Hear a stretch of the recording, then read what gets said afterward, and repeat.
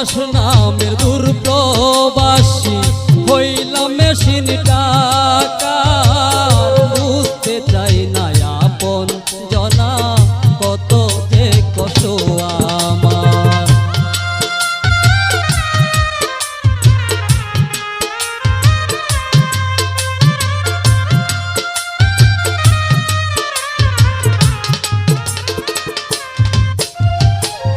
প্রবাস নামের দূর প্রবাসী হইলাম মেশিন টাকার, বুঝতে চাই না আপন জনা কত যে কষ্ট